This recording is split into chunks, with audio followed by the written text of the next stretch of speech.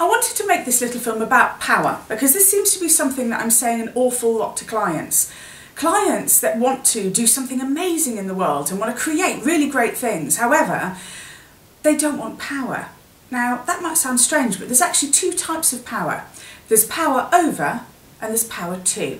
Now, power over is when you're like, I am powerful and I am the leader, and it's all a bit egoic. Power to is when you are actually a powerful person that uses your power for the benefit of other human beings.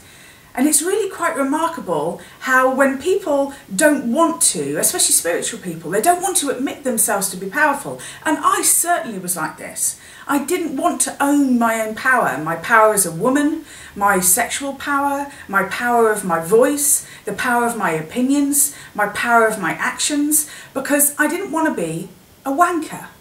Quite frankly, I didn't want to be one of those people who were inflicting power upon other people, the people in hierarchical positions that I felt didn't deserve my respect. And yet, without having power, how can I be making these films? How can I serve my clients? How can I give power to other people if I don't own my own power? So I stepped into my own power and suddenly found that from a position of knowing my own greatness, I could do more for other people. And it wasn't a case of, I'm amazing. It was a case of, I'm amazing, how can I help you? How can my amazingness do something for you? So power over is when, it's kind of like a ball. It's when the top of the ball, all of the people with power, and they have power over the people at the bottom of the ball who seem completely powerless. And let's face it, that's pretty much how our society is wound up. There's people at the top who have power that are refusing to give power to the people at the bottom. And what happens is it stagnates, it can't move, it doesn't go round, and it doesn't serve.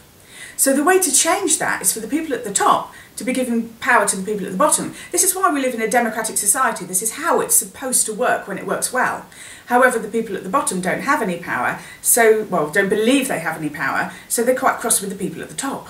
And yet, the people at the power have more power than they realise. It is a ball. And if the people at the bottom started walking up the ball, the people at the top would have to get to this position and it would have to equalise. So when you're thinking about yourself and you're like, no, I really hate it when people are like really egotistical and all of the people that have the power don't give the power to all of the people. Well, you're kind of actually part of the problem because you're holding the weight at the bottom of the ball by believing that you're powerless. By owning your power, you have the opportunity to give power to all of the people at the bottom of the ball, and even power to the people at the top of the ball by saying, hey, I have a voice, I have an opinion, I have an idea.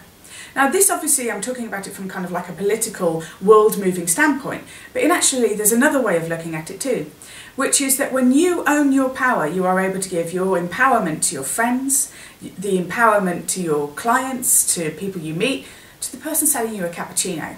The point is if you see yourself to be powerless, then how can you actually live your purpose and be this amazing spiritual person of service if you deny that you have any power at all?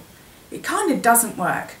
So this film is for all of my clients who want to do something really amazing in the world, but actually kind of go, I don't want to own my own power. You kind of have to own your own power to do something amazing in the world. But it's not a case of having egoic power over, it's a case of having power from the heart where you give power to.